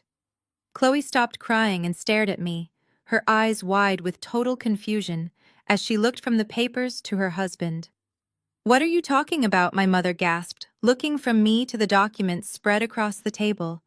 Her eyes caught her own signature at the bottom of a page. 6 months ago, Preston convinced you to sign a thick stack of legal documents, I said, tapping my manicured nail against the specific page bearing my parents' signatures. He told you it was routine partnership paperwork to make you silent investors in his massive new commercial development downtown. He promised you a massive return on your investment that would secure your retirement, but you never read the fine print, did you? You trusted him implicitly because he wore a nice tailored suit and spoke with unearned arrogant confidence. He tricked you into signing a second mortgage on this exact house. He secretly leveraged the entire equity of your home to secure a $2 million cash loan to illegally fund his failing ghost company. The money is completely gone, and you are holding the debt. My mother stumbled back, falling heavily into an armchair. That is a lie, she whispered, shaking her head violently, refusing to process the words. Preston would never do that to us. He loves us. He is protecting our legacy. You are lying, Naya. You are just a jealous, bitter liar trying to tear down a successful man because you hate your own miserable life. My father slammed his heavy hand on the glass table, rattling the framed photos sitting on top. She is right, he shouted, his face red with denial. You fabricated these documents to cause trouble. You probably printed these off the internet. Preston is a respectable businessman. You are just trying to ruin your sister's marriage out of pure spite because you are alone. Get out of my house right now. I looked at them, trapped in their absolute delusion. They were still choosing to protect the man who had just destroyed their lives, rather than listen to the daughter, who was holding the literal proof of their ruin. They were so desperate to cling to their illusion of high society status that they were willing to go down with a sinking ship as long as it had a first-class deck. Before I could tell them that their blind loyalty had literally cost them everything they owned. A loud, heavy knock echoed through the quiet house. The heavy brass knocker against the solid oak front door struck 3 times with absolute, unquestionable authority. My father glared at me, chest heaving, before turning and marching toward the grand foyer. He pulled open the heavy front door, clearly preparing to yell at whoever was interrupting our family crisis, but the angry words died instantly in his throat. Standing on the front porch, flanked by 2 armed and uniformed county deputies, was the local sheriff. He was holding a thick stack of yellow legal papers securely attached to a metal clipboard. He did not look amused. "Are you Vernon and Brenda?" The sheriff asked, his voice carrying the heavy, uncompromising weight of the law. "I am here to serve an official notice of foreclosure and immediate eviction. The bank has seized this property due to severe loan default. You have exactly 1 hour to vacate the premises." The heavy silence in the living room shattered into a million jagged pieces. My father physically recoiled from the sheriff as if he had been struck. He reached out with trembling hands to take the bright yellow eviction notice, staring at the bold black letters that signaled the end of his meticulously curated life. My mother let out a sound that was half gasp and half scream. She collapsed back into her armchair, clutching the fabric of her expensive blouse as she struggled to pull air into her lungs. "This is a mistake," my father stammered, his voice completely devoid of its usual booming authority. "I have lived in this house for 25 years. The mortgage is paid off. You cannot throw us out on the street like common criminals. Let me call my attorney." "You are welcome to call whoever you like, sir," the sheriff replied, his tone remaining strictly professional and entirely unmoved. "But the bank legally seized this property at 9 o'clock this morning. The secondary loan secured against this deed has been in default for 90 days. My deputies will wait outside. You have 60 minutes to gather your essential belongings and medications before we secure the doors." The sheriff turned on his heel and walked out, the heavy front door clicking shut behind him with an awful finality. The reality of the situation crashed down on my parents with devastating force. My mother turned her wild, panicked eyes toward Preston, who had backed himself into the furthest corner of the living room. He looked like a rat searching for a crack in the baseboards. Chloe was frozen, her mouth hanging open, unable to comprehend that her lavish lifestyle had just rendered her parents completely homeless. I calmly reached across the glass coffee table and gathered my documents. I slid the bank statements and the foreclosure records back into my sleek leather folder. I looked at the 3 of them drowning in the exact same toxic waters they had tried to drown me in my entire life. "I told you Preston was a parasite," I said, my voice steady and completely void of sympathy. "You chose to value his skin color and his fabricated resume over your own daughter. You chose to protect his ego while he systematically stole your future. You have 58 minutes left. I suggest you start packing." I turned and walked out the front door. The sound of my mother bursting into hysterical wailing echoed behind me, but I did not look back. I stepped into my waiting car and told Marcus to take me home. The air felt incredibly light. I expected absolute radio silence from Preston after that night. I expected him to flee the city or hide behind a wall of cheap defense attorneys. But a cornered narcissist is a remarkably predictable creature. They always believe they can talk their way out of the trap. The next afternoon, I was sitting in my executive office at the Sovereign Tower, reviewing the final liquidation schedules for Preston Firm. My private cell phone vibrated on the desk. It was an unknown number. I let it ring for a few seconds before answering. "Nia, please do not hang up." It was Preston. His voice was hushed, breathless, and completely stripped of the booming corporate arrogance he had wielded like a weapon for the last 5 years. He sounded like a man standing on the edge of a very high cliff. "Make it quick, Preston," I replied, leaning back in my chair and looking out over the Atlanta skyline. "I need to see you," he pleaded, his words tumbling over each other in a desperate rush. Just you and me. No lawyers, no family, just 15 minutes of your time. Please, Naya, it is a matter of life and death. I know I have made mistakes, but I have a proposition for you. Something that will make you incredibly wealthy. We need to meet somewhere private. I smiled a slow, chilling smile. I told him to meet me at a rundown diner on the industrial edge of the city, a place where nobody wearing a tailored suit would ever be caught dead. When I walked into the diner an hour later, the contrast between us was almost comical. I was wearing a pristine, white-tailored blazer and carrying a Birkin bag. Preston was sitting in a sticky vinyl booth in the darkest corner of the restaurant. He looked utterly destroyed. He was unshaven, his eyes were bloodshot, and his clothes looked like he had slept in them for days. He jumped when I slid into the booth across from him. "Thank you for coming," he whispered, glancing nervously over his shoulder, as if he expected federal agents to walk through the door at any second. "You have exactly 14 minutes left," I said, placing my phone face down on the table. "Speak." Preston leaned forward, resting his elbows on the chipped formica table. He looked at me with pathetic, pleading eyes. "Nia, I know you have powerful connections. You sitting at that diamond sponsor table last night, you having access to those confidential banking records. You clearly know someone very high up at Apex Holdings. You might even be sleeping with one of the executives. I do not care how you know them, but I know you have their ear." He genuinely believed I was just a messenger. His fragile ego still absolutely refused to entertain the idea that a black woman he had repeatedly called a failure could be the mastermind behind his destruction. He needed to believe a powerful man was pulling the strings for me. "What exactly is your proposition, Preston?" I asked, keeping my face perfectly still. He swallowed hard, wiping a bead of sweat from his forehead. "Chloe is a monster, Nia. She is greedy, she is toxic, and she forced me into this. She demanded the luxury cars, the spa days, the country club memberships. She drained my accounts dry. I only took out those loans to keep her happy. She is a parasite." I watched in mild fascination as he threw his wife under the bus without a single second of hesitation.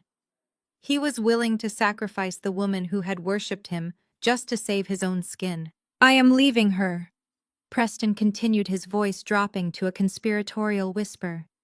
"I am filing for divorce the minute the banks unfreeze my accounts. I am cutting her and your parents completely out of my life. But I need you to talk to your connection at Apex. I need you to beg them to release the hold on my commercial assets. If they back off and give me 60 days, I can restructure the debt. If you do this for me, Nia, I will give you 20% of my firm, 20% of every deal I close for the rest of my life. You will never have to worry about money again. You can finally move out of whatever terrible neighborhood you live in." He sat back, breathing heavily, looking incredibly proud of himself. He honestly thought he was throwing me a lifeline. He thought he was the savior offering me a golden ticket. I looked at him for a long, silent moment. I slowly picked up my phone from the table. I tapped the screen and stopped the voice recording app that had been running since the moment I sat down. I quickly attached the audio file to an email and sent it directly to Chloe, my mother, and my father. "You sent that to your Apex connection?" Preston asked, his eyes lighting up with desperate hope. "No," I said, slipping my phone back into my bag. "I just sent an audio recording of this entire conversation to your wife and your in-laws. I figured they should hear exactly how quickly you were willing to trade them for a 20% equity deal."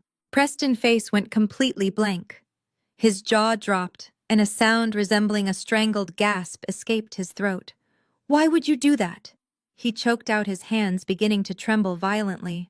"You just ruined my marriage. You just threw away your only chance at real money."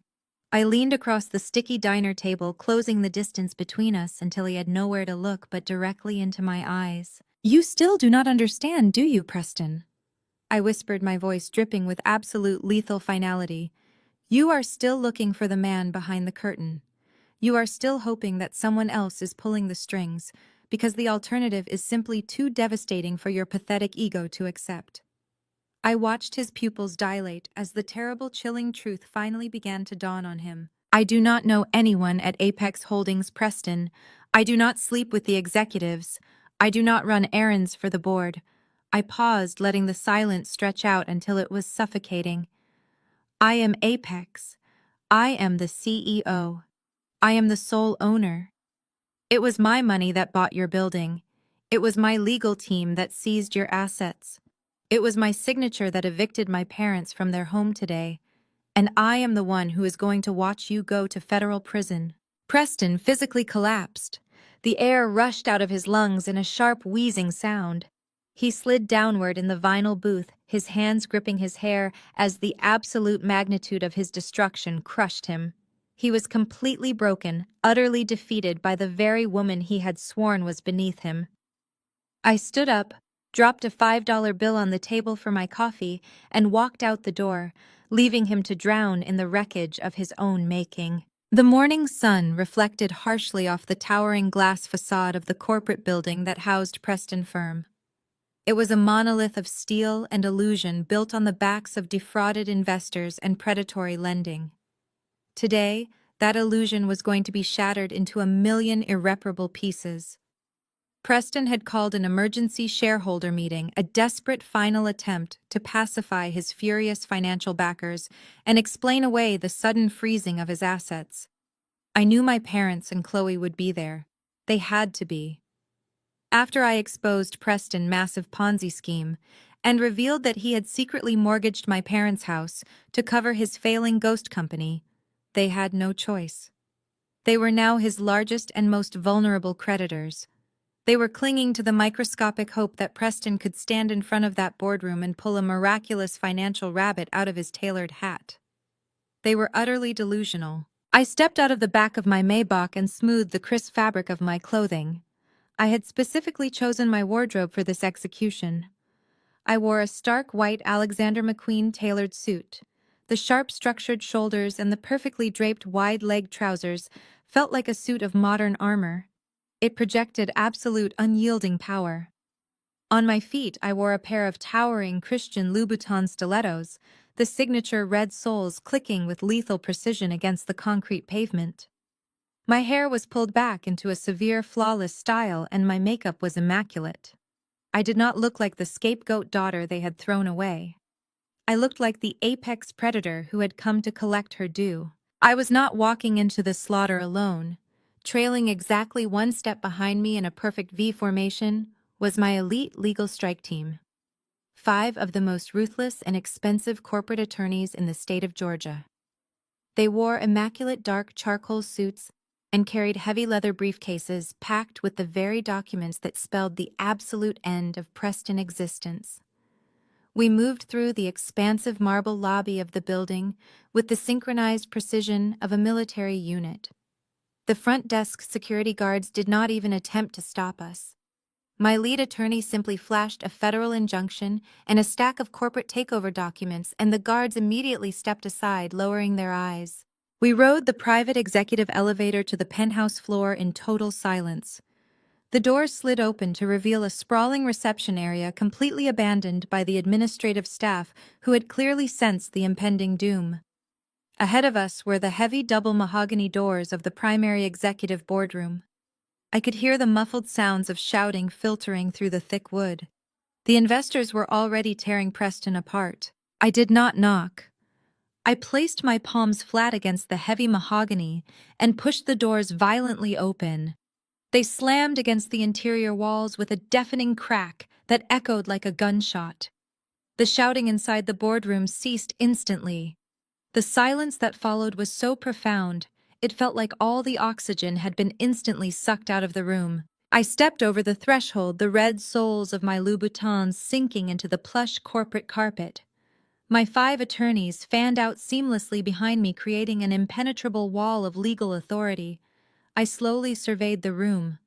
The long mahogany table was surrounded by a dozen furious wealthy investors, their faces red with rage and panic. At the head of the table, Preston was standing frozen. He was sweating profusely, his expensive suit jacket discarded, his tie loosened, and his eyes wide with absolute sheer terror. He looked like a man standing on the gallows watching the executioner walk up the steps. Sitting in the plush chairs against the far wall were my mother, my father, and my sister. Chloe was wearing massive dark sunglasses indoors, desperately trying to hide her swollen, bloodshot eyes from the previous day revelations. She was visibly trembling, clutching a designer handbag to her chest like a flotation device. My mother looked pale and gaunt, staring at me with a mixture of profound confusion and rising panic. But it was my father who reacted first. His lifelong conditioning, his absolute refusal to see me as anything other than a useless failure, instantly overrode his common sense. He could not process the image of his discarded daughter standing in a room full of elite corporate players radiating more power and wealth than anyone else in the building. His fragile ego snapped. He pushed himself out of his chair, his face twisting into an ugly mask of toxic authority and condescending rage. "What the hell kind of sick stunt are you pulling now, Nia?" My father shouted, his booming voice shattering the quiet of the boardroom. He marched directly toward me, pointing a trembling, furious finger at my face. The wealthy shareholders sitting at the table watched the exchange in stunned bewilderment. "How did you even get past the security desk downstairs?" My father demanded, closing the distance between us. "This is a closed-door emergency meeting for billionaires and elite investors. We are dealing with a massive corporate crisis, and the last thing we need is you bringing your ghetto dramatic nonsense into this building. You have absolutely no business being here. You are just an ugly, uneducated college dropout looking for a handout. Get out of this room right now before I personally call the police and have you dragged out in handcuffs for trespassing." He stopped just 3 feet in front of me, his chest heaving, his face purple with absolute fury. He was trying to protect Preston. He was trying to protect the illusion of the wealthy white savior who was supposedly going to rescue their family from the foreclosure notice I had delivered yesterday. He was trying to assert his dominance over the black sheep daughter he despised. I did not flinch. I did not step back. I did not even blink. I just looked at him with a cold, hollow amusement. I looked at the man who had allowed my mother to abuse me, who had thrown me out on the street when I was pregnant, who had praised a con artist while calling his own flesh and blood a failure. I did not have to say a single word. Before my father could take another aggressive step forward, my lead attorney stepped smoothly and deliberately in front of me. He was a towering, imposing man with a cold, professional demeanor. He placed himself directly between my father pointing finger and my white Alexander McQueen suit. The attorney looked down at my father with an expression of absolute profound disdain. He did not raise his voice, but his words cut through the tense air of the boardroom with the sharpness of a guillotine blade. "Excuse me, sir," the attorney said, his voice echoing with devastating clarity. "You need to step back immediately. You are blocking the new chairman of the board." The entire room seemed to hold its breath. My father's hand dropped slowly to his side. The angry red flush drained from his face, leaving him a sickly ashen gray. His brain violently rejected the words he had just heard. He looked from the imposing attorney to my perfectly tailored white suit, and back to the attorney. His mouth opened and closed, but no sound emerged. Behind him, Chloe let out a sharp, strangled gasp that sounded like she was physically choking. My mother buried her face in her hands, letting out a low, terrified moan. Preston collapsed heavily into his leather chair at the head of the table, burying his head in his arms, completely surrendering to the reality of his total destruction. I stepped smoothly around the attorney and walked directly toward the head of the table. The furious billionaire investors, who had been screaming at Preston just moments ago, silently pulled their chairs in to give me a wide, respectful berth. I reached the head of the table and looked down at Preston's shaking form. Then I turned my gaze back to my father, who was still standing frozen in the middle of the room, looking completely and utterly destroyed. I placed my hands flat on the polished mahogany table, claiming the room, the company, and my ultimate revenge. The silence in the boardroom was absolute. I looked around the table, making deliberate, unwavering eye contact with every single billionaire investor and board member present. These were men who had spent their entire lives commanding rooms just like this one.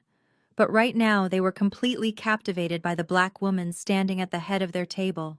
"Gentlemen," I began, my voice ringing out with crystal clarity. "My name is Nia. I am the founder and sole owner of Apex Holdings. For the past 6 months, my acquisitions team has been conducting a forensic audit of this firm. What we found was a house of cards built on staggering financial fraud.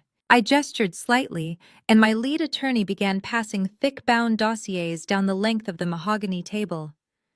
The investors scrambled to open them, their eyes scanning the highlighted figures, an undeniable proof of their impending ruin. As you can see on page 4, I continued pacing slowly behind Preston. Apex Holdings has systematically purchased every single one of your outstanding bonds. We have acquired all your bad debt.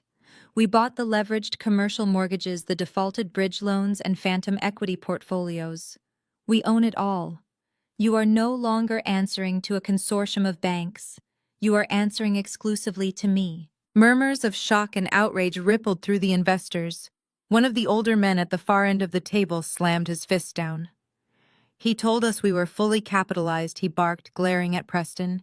He guaranteed a 20% return by the fourth quarter. He lied to you, I stated flatly, holding the man gaze. He lied to all of you. Preston firm has not generated a single dollar of actual profit in over 3 years. He has been taking your new capital and using it to pay off the early investors. He has been fabricating property deeds and inflating asset valuations to secure more funding. This is a textbook Ponzi scheme. Preston sprang up from his leather chair, his face a mask of desperate panic. He slammed his hands on the table, trying to reclaim the authority that had just been stripped from him. "Do not listen to her," he screamed, his voice cracking with hysteria. "She is a bitter, vindictive liar. I can fix this. I just need a 60-day extension on the bridge loans.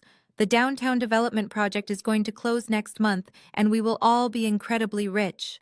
You know me. You know my pedigree. I am a visionary." I let out a harsh, humorless laugh that cut through his pathetic begging. I stepped right up to him, invading his personal space until he was forced to look at me. "You are not a visionary, Preston," I said, my words striking him like physical blows. "You have absolutely zero talent, you have no business acumen, and you possess no corporate intelligence. The only thing you have ever had is the unearned white privilege of a mediocre man who knows how to wear a tailored suit and use corporate buzzwords. You walked into rooms full of rich men, and they handed you millions of dollars simply because you looked exactly like them. You are a fraud. You are a parasite who feeds on the trust of others." Preston opened his mouth to argue, but no words came out. He looked at the investors, but they were turning their faces away from him, looking at him with absolute disgust. He was entirely alone. And right at this exact moment, I announced, my voice echoing off the glass walls, "You are officially fired. You are stripped of all executive titles, and you are barred from the premises. Security, escort this man out immediately." I snapped my fingers, and the heavy mahogany doors swung open. 2 massive private security guards stepped into the boardroom. They moved with terrifying speed, flanking Preston and grabbing him by his arms. "Get your hands off me!" Preston shrieked, thrashing wildly as they lifted him off his feet. "You cannot do this to me. I built this company. I am the president. Let me go." His expensive loafers scraped uselessly against the plush carpet as the guards dragged him backward. He was kicking and screaming, his polished facade completely shattered, revealing the pathetic coward underneath. The investors watched in stunned silence as the supposed financial genius was hauled out of the room like a common trespasser. Suddenly, a piercing shriek shattered the air. Chloe launched herself from the leather chairs against the wall. She scrambled toward me, her face twisted into a mask of pure, feral hatred. Her designer sunglasses flew off her face, revealing eyes wide with madness. "You are a monster," she screamed, lunging forward. "You are a demon!" Before Chloe could even get within 3 feet of my pristine white suit, 2 of my private security guards smoothly intercepted her. They did not strike her, but they formed an immovable human wall of solid muscle. Chloe crashed headfirst into them, scratching and clawing at their dark suits like a rabid feral animal, before her knees completely buckled beneath her. She collapsed heavily onto the floor of the boardroom, her expensive designer dress bunching up awkwardly around her thighs, as she began weeping with an ugly, guttural sound that echoed off the glass walls. The billionaire investors who had just witnessed the absolute destruction of the man who had defrauded them had seen enough of the pathetic family drama. Having secured the safety of their investments under my new leadership, they packed up their briefcases with renewed efficiency. One by one, they approached the head of the table. They shook my hand, bowed their heads in profound respect, and offered their enthusiastic support for the new Apex Holdings administration. They filed out of the room in hushed deference. The transition of power was absolute and undeniable. Within 5 minutes, the grand executive boardroom was entirely empty except for my legal team, my security guards, and the 3 shattered remnants of my family. The silence was thick and suffocating, broken only by the sound of Chloe hyperventilating on the carpet. My father was still standing frozen, looking as though all the blood had been violently drained from his veins. But my mother was a completely different breed of survivor. I watched in mild clinical fascination as her deeply ingrained survival instincts kicked in. The furious, entitled woman who had demanded I take out a predatory payday loan just yesterday suddenly vanished into thin air. She smoothed her hair, wiped a stray tear from her cheek, and forced her facial muscles into a trembling, syrupy smile. "Nia, sweetheart." She began, her voice dripping with an artificial sweetness that made my skin crawl. "Oh, my brilliant, beautiful girl. I always knew you were special. I always knew you had this incredible corporate mind hidden away." She took a tentative step forward, her hands clasped together in a posture of fake maternal pride. "You were just testing us, weren't you? You just needed to show Preston who is really in charge and teach him a lesson about business. Well, you did it, darling. You proved your point magnificently. We are so incredibly proud of you. Now that you own the entire company, we can finally put all this ugly business behind us. You can clear the foreclosure on our house and maybe find a nice, high-paying executive position for your sister. She is going to need the income now that Preston is out of the picture. We can finally be a real family." The sheer, breathtaking audacity of her delusion hung in the air. She genuinely believed she could erase decades of emotional abuse, systemic financial theft, and cruel favoritism with a single fake smile. She truly thought my billion-dollar corporate empire was nothing more than a convenient tool to rescue her golden child from the consequences of her own greed. I did not scream. I did not raise my voice. I calmly reached into my Birkin bag. I did not pull out a corporate contract or a legal settlement. I pulled out a small, battered, spiral-bound notebook. The cardboard edges were frayed, and the blue cover was heavily faded from years of being carried in cheap backpacks. I placed it gently on the polished mahogany table. My mother's fake smile faltered as she stared at the worn object. "Do you know what this is, Mom?" I asked, keeping my voice dangerously quiet. "I bought this notebook at a dollar store when I was 18 years old. It was the exact same day you and Dad threw me out of the house for getting pregnant with Jamal. I was terrified. I was sleeping on a sagging couch in a tiny apartment, and I had to count every single penny just to afford bus fare and prenatal vitamins." I flipped open the yellowed pages, the sound of the crisp paper unusually loud in the silent room. But I also kept a record in here, a very specific, meticulously detailed record. "What are you talking about?" Nia, my father finally croaked, finding his voice, though it sounded weak and raspy. "I kept a record of exactly what you stole from me," I said, locking my gaze onto my mother. Widening eyes. "You told me the college fund my grandmother left me had been depleted by sudden market crashes. That was a lie. You drained those accounts to pay for Chloe's lavish destination wedding in the Bahamas. You forged my signature on my childhood savings account and emptied it to buy Preston a vintage Rolex for his birthday just to impress him. You even canceled my health insurance without telling me, pocketing the premium money while I was pregnant and vulnerable, forcing me to rely on state clinics." I traced my manicured nail down the faded ink columns. I tracked every single stolen dollar, every hijacked birthday check, every unearned sacrifice you violently forced me to make so you could prop up the illusion of Chloe's perfect high society life. I did the math. The total amount you systematically stole from your own vulnerable teenage daughter is exactly $12,000. That is ancient history, my mother stammered, stepping back as her hands fluttered nervously in the air. We were doing what was best for the family at the time. You were a rebellious teenager making mistakes. You needed to learn hard life lessons. We are your parents, Nia. You owe us your respect and your gratitude. I owe you absolutely nothing, I countered, my voice slicing through her pathetic defense like a steel blade. I opened my custom leather checkbook and unclipped my gold Mont Blanc pen. I wrote out a check with smooth, deliberate strokes. I signed my name, tore the crisp paper from the ledger, and tossed it onto the glass surface of the table.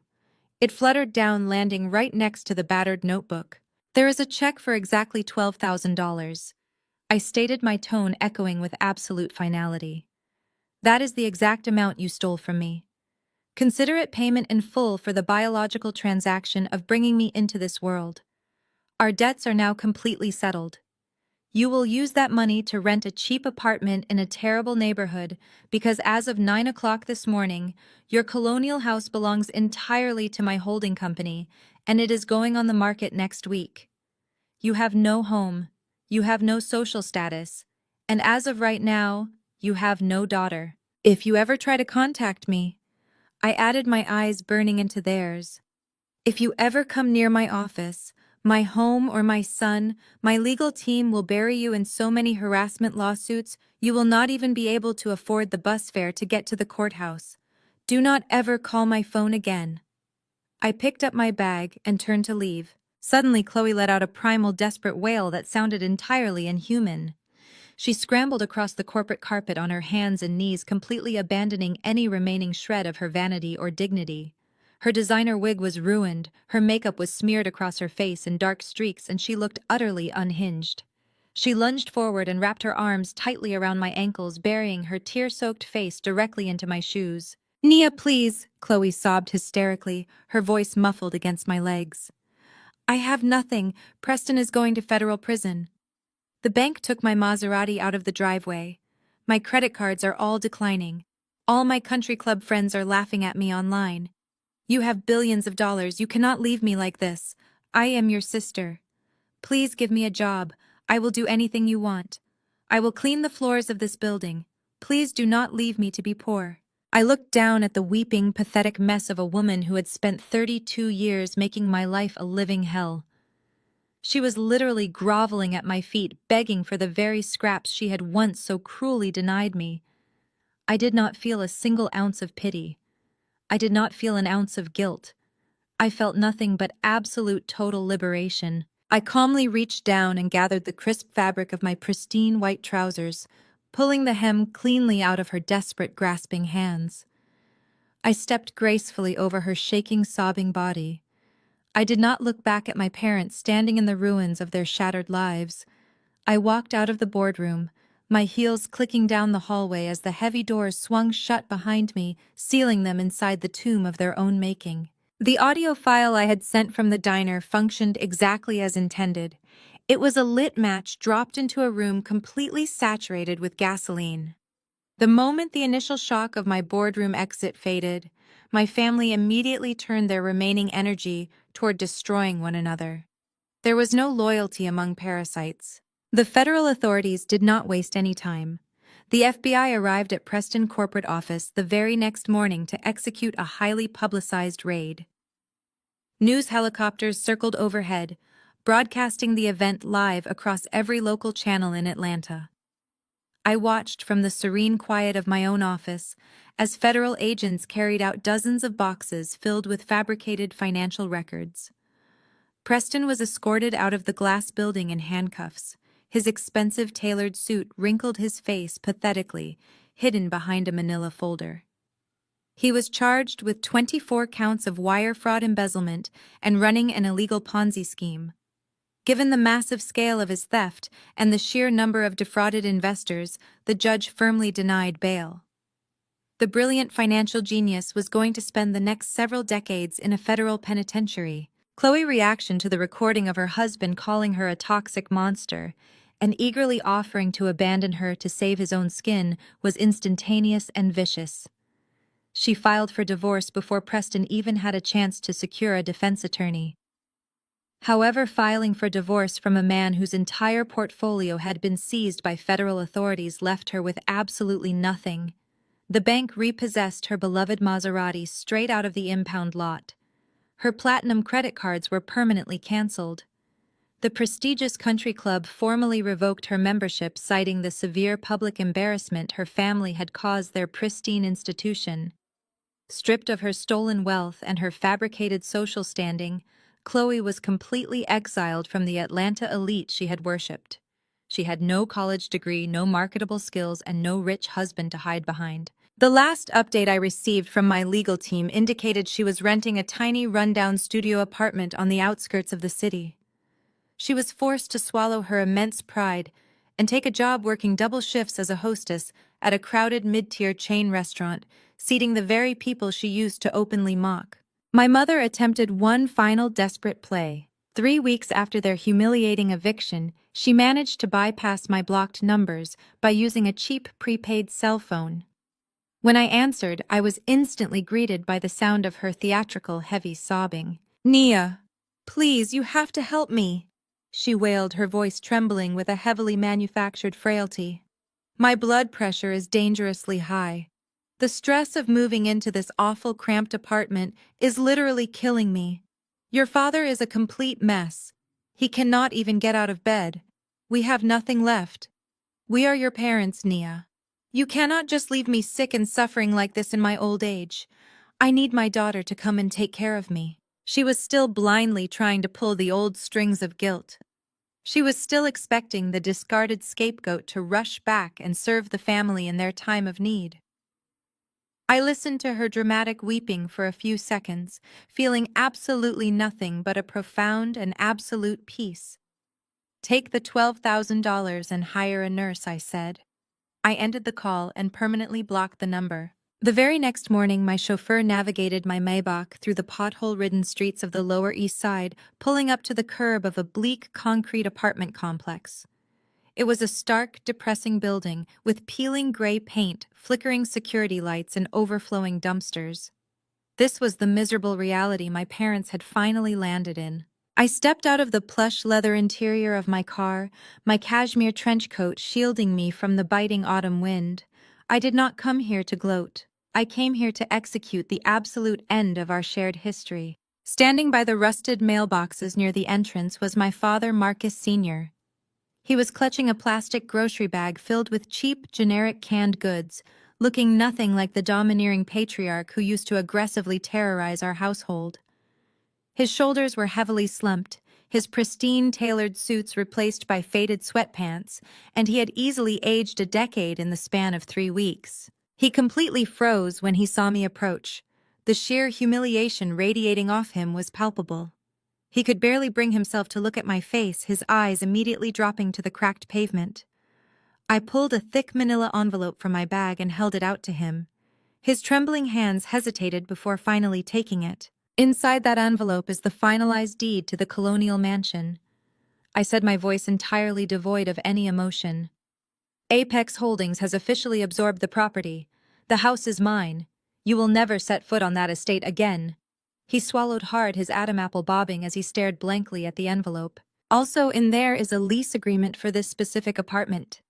I continued, gesturing to the dilapidated building behind him. "I used my corporate accounts to pay your rent in full for the next 12 months. Marcus Sr. snapped his head up, his eyes wide with shocked disbelief. "You paid our rent?" he stammered, his voice cracking with a pathetic fragility. "After everything we did to you, after the way we treated you, why would you do that, Nia?" "Because I am not you," I stated simply, looking right through him. "I do not throw people out onto the street to starve. I do not prey on the vulnerable, and I do not abandon my fundamental responsibilities. I am paying for this apartment because I absolutely refuse to sink to your level of cruelty. But do not mistake this gesture for affection. This is not an olive branch, and this is certainly not forgiveness. This is a final severance package." I looked at the broken man standing before me, feeling no anger, no sadness, and no longing.